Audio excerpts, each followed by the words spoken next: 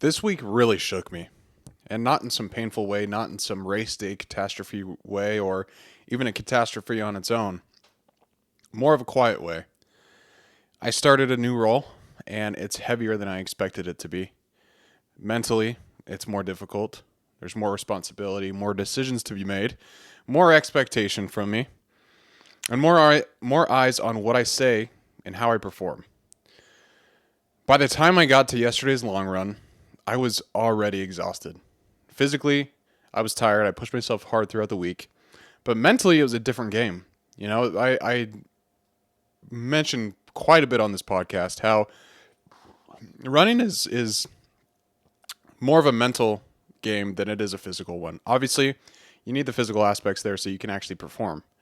But the reason why there's endurance racers, ultra runners, and any other athlete in that world is because they understand that their mental ability to stay in the game, to fight through discomfort, is rare. And by the time I got to my long run yesterday, I didn't have that. I was tired in my head. I was supposed to run 30 miles, and I only got 10. And I knew at mile number 8, I was not getting 30. I was not injured. I was not sick. I just didn't have it yesterday. And what surprised me wasn't the missed miles, it was the story that hit me afterward. That is where this podcast is mainly coming from today, is the mental game that we tell ourselves when our identity is threatened. And I told myself things like, maybe you can't handle this. Maybe you're not the guy you thought you were. Maybe you're about to get exposed. All these things that were relatively negative thoughts that I just couldn't get out of my head because it felt like I failed. And that's when I realized something, though. The real suffering isn't physical. It's when your identity feels unstable. That's what it was for me. And if you don't handle that correctly, you waste the season that's stretching you, which is exactly a season that I'm in right now, is I am being stretched. I'm being tested. And that's not a bad thing. That is the thing I pray for, actually. I ask to be tested. I ask for opportunities to push myself in ways that I don't get a lot of the times. And the first thing I want to talk about today is the ego hit that I had. Because when we go through hard times, I can almost guarantee each and every one of us questions ourselves in some capacity. It could be our ability to actually do the thing. It could be our ability to actually push through. Can we actually get through this difficult thing that we're faced with? There's a lot of questions that go through one's head. And for me, the ego hit I'm talking about is I have built a lot of my identity around discipline. Things like showing up, doing the miles, producing consistently, and handling workload. And I would say that all these thoughts, the ego hit, the fatigue, it all started last weekend. Last weekend, Allie and I, we competed in High Rocks in Las Vegas.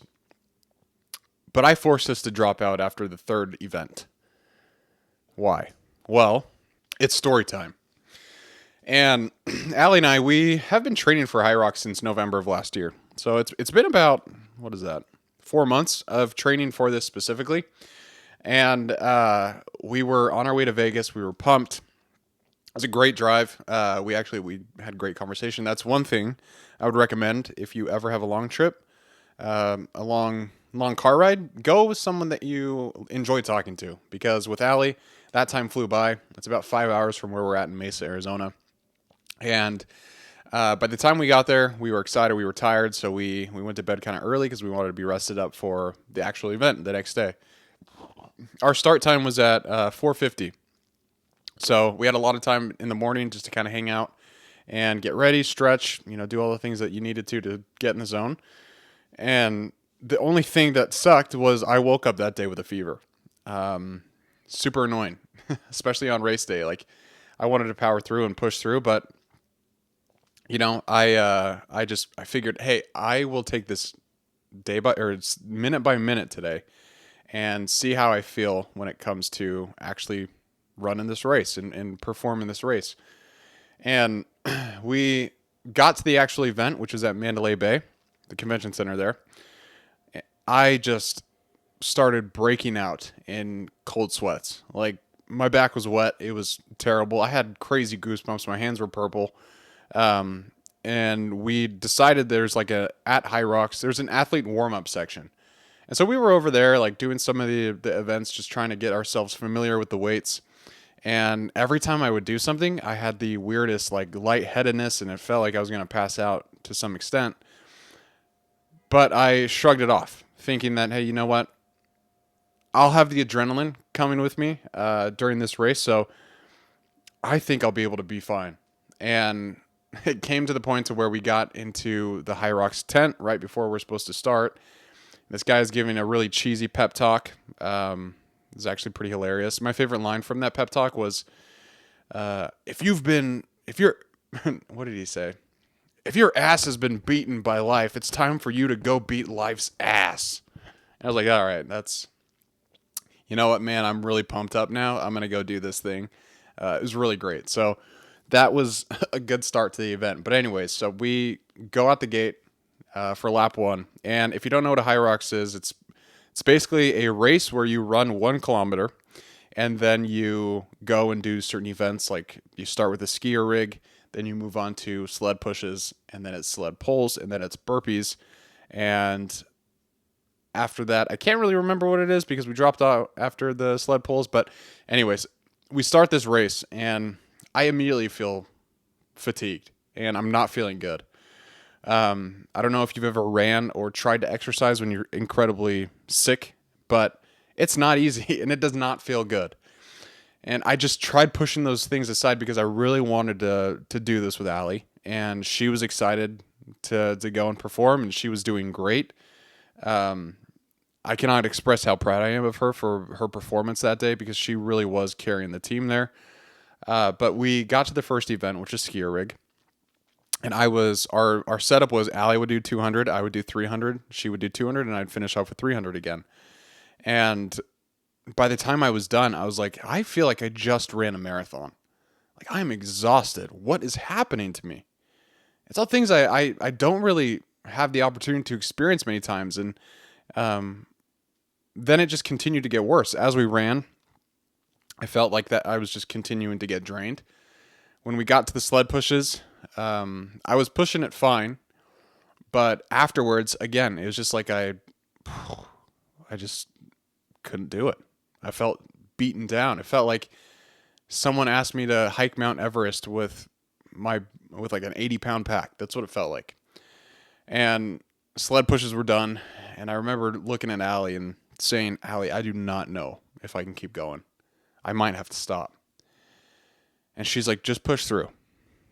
Let's do one more. Let's do one more lap. Let's see how you feel. And if you still feel that way, then okay. And so we did exactly that. We ran one more lap. We got to the sled poles, and again, like, performed pretty well there. Our time wasn't too bad, but at the end, once we completed that event, I said, Al, I cannot do this. And that hurt. That hurt a lot because this was not Allie's decision. This was completely mine. And as a training partner with Allie, as someone who's competing in this race with her, I felt as if I let her down. I didn't feel that way. I know I let her down. And that stung. And after the race, it was almost the same kind of thing as what happened yesterday. But I told myself, like, am I not the guy that I think I am? I'm the guy who talks about getting after it, but when it comes to getting after it, can I actually do the thing?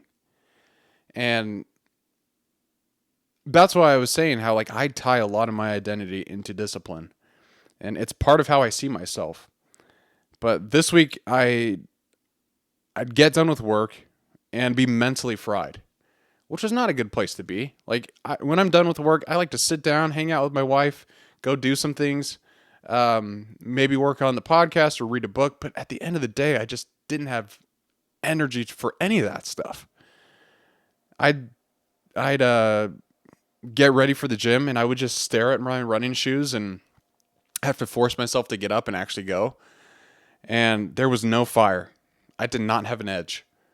And I just had cognitive exhaustion. That's really what it was. I was just exhausted. And I'm sure you've had times like that too. And when I stepped onto that long run, it felt heavier than it should have yesterday. But here's something important.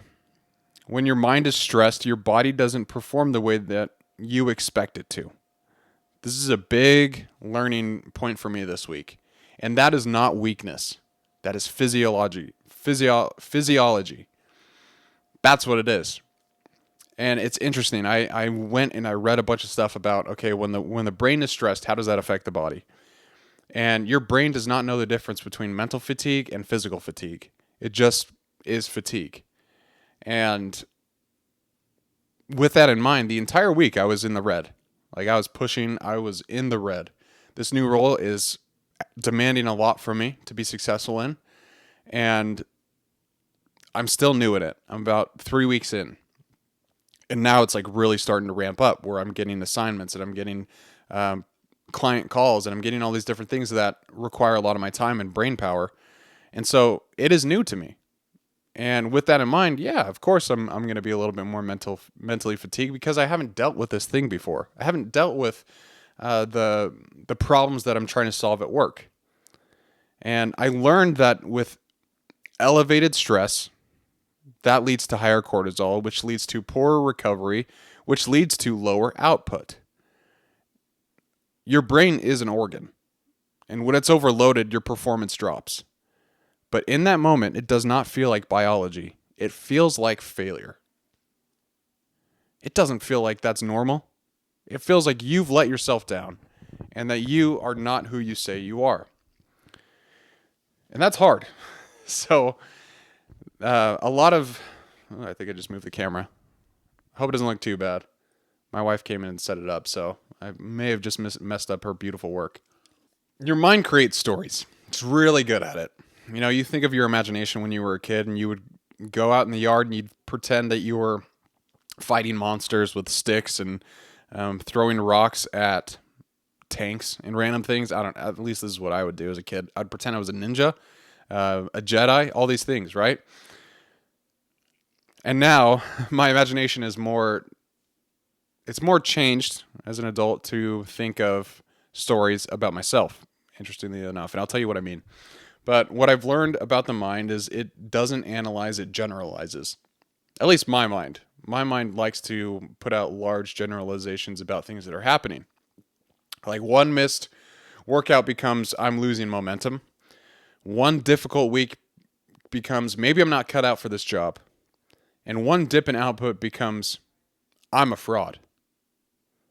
And that word hit me so hard this week. Fraud. That's a big fear that I have, honestly. This is me opening it up to you. But I never want to be, I don't want to be labeled as a fraud. And I think the reason being is because I tie a lot of my identity into discipline. I tie a lot of it into my performance. I'm trying to figure out how I can tie it into other things, but I'm just telling you the reality right now. And it's almost like somehow I'd built an identity around being disciplined and resilient, and now the curtain was about to be pulled back, and someone was going to see how I actually am. One of my favorite quotes from Epictetus is where he says, "Circumstances don't make the man. They only reveal him." That hits me hard. It's one of those moments where you hear something and you think that it was written specifically for you. Because at the end of the day, this job didn't change me. It revealed something. It revealed how tightly I attach identity to output. It revealed how uncomfortable I get when I'm not operating at 100%. It revealed that part of me still needs performance to feel secure. And that's not comfortable to admit, but it is honest. And you don't get anywhere unless you're honest. You can't identify what the problem is and get to the root to it unless you're honest with yourself. And this has been weighing heavily on my mind the entire week. And I've been trying to think of all these different ways to reframe things. And I figured out that the bar didn't get lighter. That's it. And I'll explain what that means. But that is the reframe that steadied me. I did not get weaker. I know that for sure. I added weight without adjusting my expectations. The role expanded, responsibility increased, decision making load multiplied. And I expected my training, my creativity, and my output to stay identical. And I realized that is very unrealistic. Cognitive load is real, and decision fatigue is real. When one domain increases, something else has to flex. You have to bend somewhere. But here's the mistake. We interpret flexing as a decline. We interpret temporary redistribution as regression. No, it's not that. It is load. You didn't lose strength. You're simply lifting more. And as someone who loves the gym, I love this analogy because when you're in the gym, like caveat here, I actually, for the first time ever this week, I saw someone drop a weight on their chest when they were doing the bench press. It was a kid. I don't think he knew what he was doing, but he dropped 245s on his chest. And it's kind of like that, the situation that I'm in. Like I went under that bar. I put 345s on each side and boom, I didn't know how to handle it. And because I didn't know how to handle it, I thought I failed. When in reality, I gotta start working out more. I gotta get stronger in order to be able to hold that bar and actually do the reps. And so it's kind of something that I thought was interesting and at least helped me look at this situation a little differently. Instead of thinking that I was a failure, I realized that I'm trying to add more to the plate. And that's not easy, but I think that's part of growth. That time where you feel like everything's against you and you might not be cut out for this thing and that you might be a fraud. That might just be simply because you're trying to grow. You're trying to put yourself in those uncomfortable situations. And the fear of exposure is an interesting one because I don't think I'm a fraud. I actually believe I follow through on most of the things I say I'm going to. But your brain is interesting. It knows your weaknesses. It knows what you're afraid of. And I think it really pulled on that lever this week to make me feel afraid, to make me believe that I'm someone who I'm not. And this is the deeper layer. Like when my performance dipped, I started asking, was I only disciplined when things were easy? Was I only strong when the load was manageable? And that's a dangerous spiral. Because if your identity is built on dominating conditions, what happens when conditions change? Michael Gervais says, pressure is a privilege. And I'm sure you've heard that before. It's a very used quote. But pressure also exposes you. It exposes your stress tolerance, your emotional regulation, your attachment to validation, and your need for momentum. And this week did expose me. And I'm grateful that it did, honestly. It's times like this where you're able to identify things that you need to work on. That is all part of growth. You don't grow when everything feels smooth. I'm learning that very quickly and in real time. But you grow when you're forced to operate under strain without unraveling. You got to hold it together. You got to stay strong. There's people who depend on you, and you got to keep going. Now, let's talk about performance growth versus capacity growth. What does that mean? Because I've learned that there's two types, performance and capacity. Performance growth is visible. It looks like miles logged, revenue closed, episodes released, PRs hit. Capacity growth is invisible. That looks like emotional steadiness, stress tolerance, identity stability, and decision clarity under fatigue. And this week wasn't performance growth, it was capacity growth for me. And capacity growth feels like regression at first, but that's simply because it's not flashy. It's internal. It is internal. The only person who sees it is you.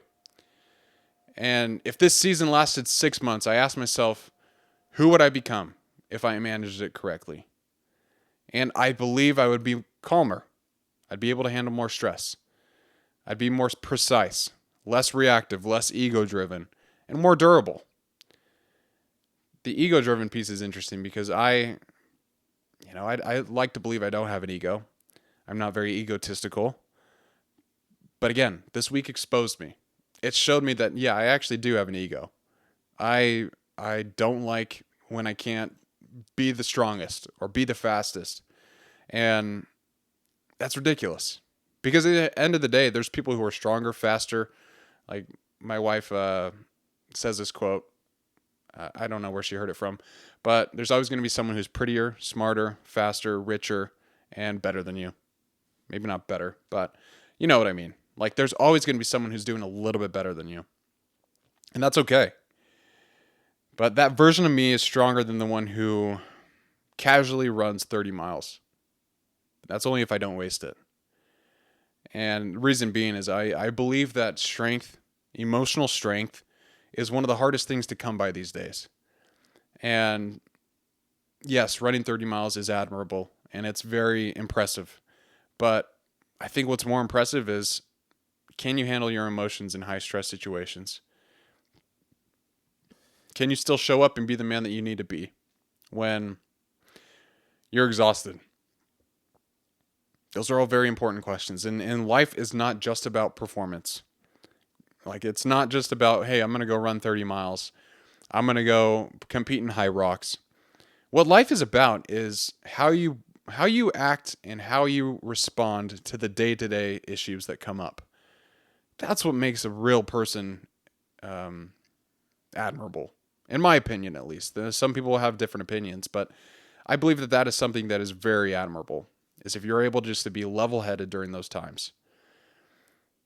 And I recognize that you waste this kind of suffering when you mislabel it.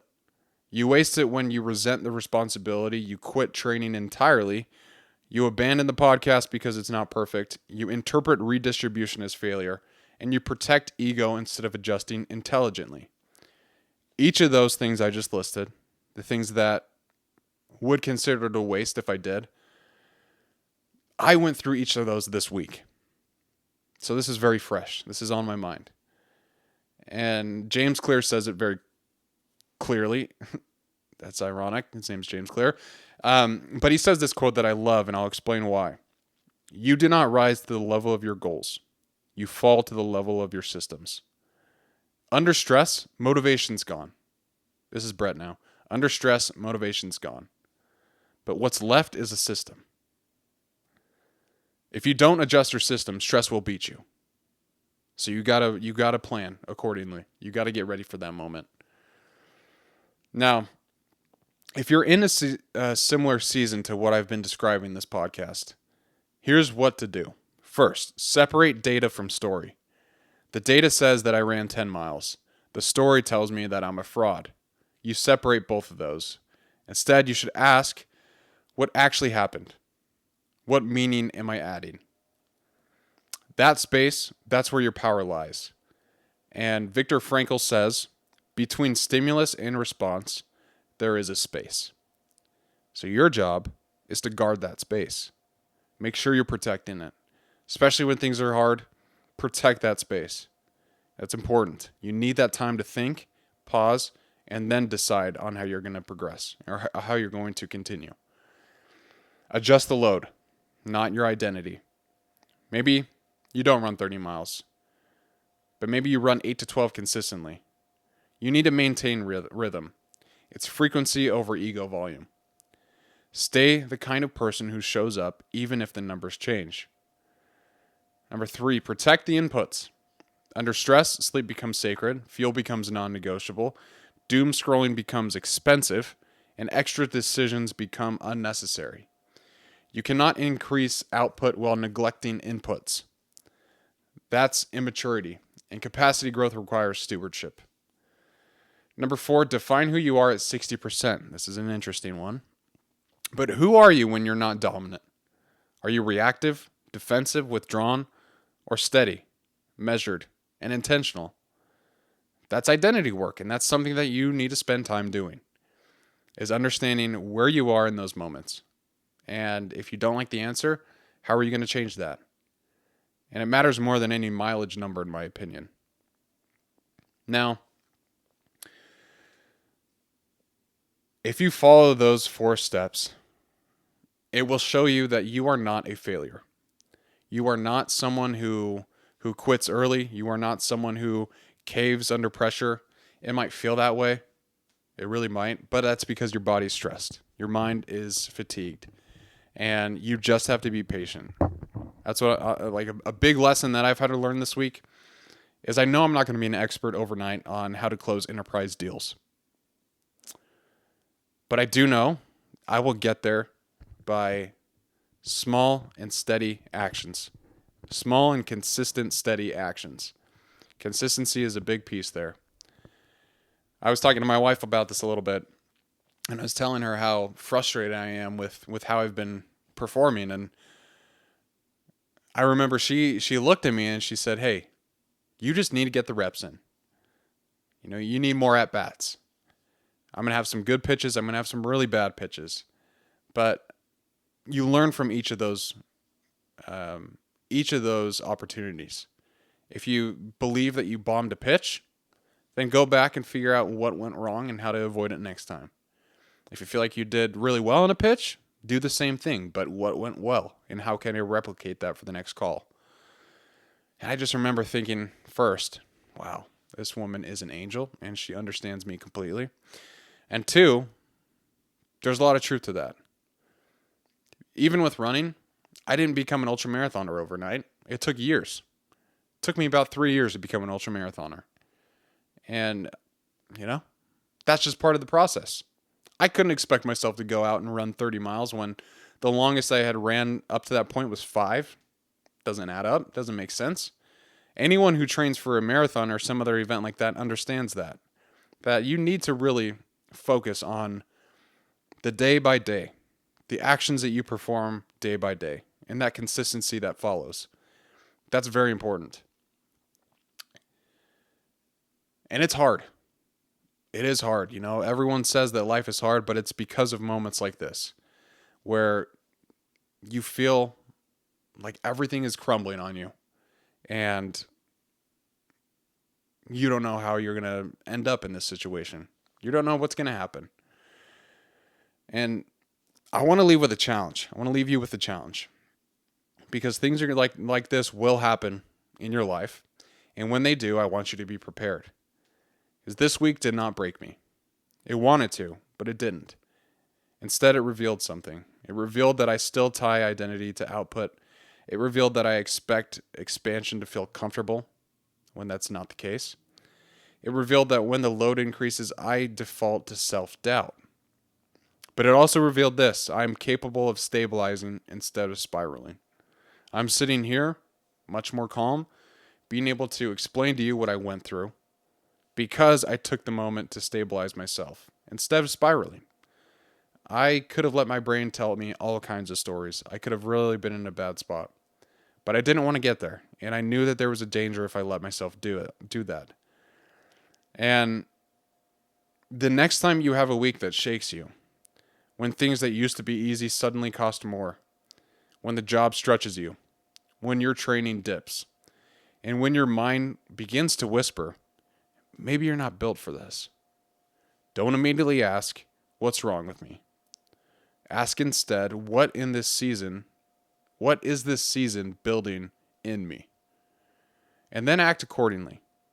Lower the ego, adjust the load, protect the inputs, and stay consistent at 60%. Operate like an adult under strain. Because anyone can look strong when life is smooth. That's easy. Very few people remain steady when it's heavy. If this season lasts 6 months, who will you become? That's the real question. Don't waste it. I appreciate you guys for listening to this episode. I apologize for not having one up last week, but I hope you can maybe be a little bit graceful with after hearing this episode with some of the things I've been going through. But it's moments like this that really test you. But it's also moments like this that teach you the most about yourself. And I'm not through it. I'm not through this difficult season yet. In fact, I think I'm just at the tip of the iceberg. But I after that last week, I know what's coming, and I'm going to prepare accordingly for it. And when things don't go well, I'm not going to spiral. I'm going to try and reframe my experiences. But really appreciate you guys for listening. Sorry, I'll wrap up now. But I do genuinely appreciate you all for listening to the show. It means a lot, and I keep going because of you guys. I keep doing Getting After It because I know that there's some lesson out there that might help one person, and I appreciate that.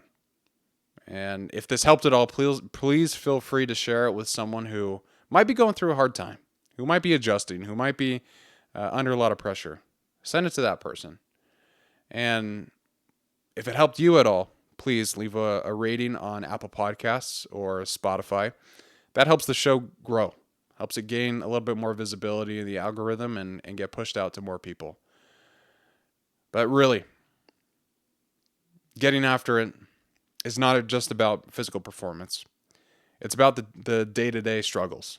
It's about how you manage stress, how you show up when everything seems like it's falling apart.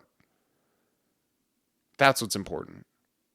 So thank you guys so much for listening. And until next episode, everybody, keep getting after it.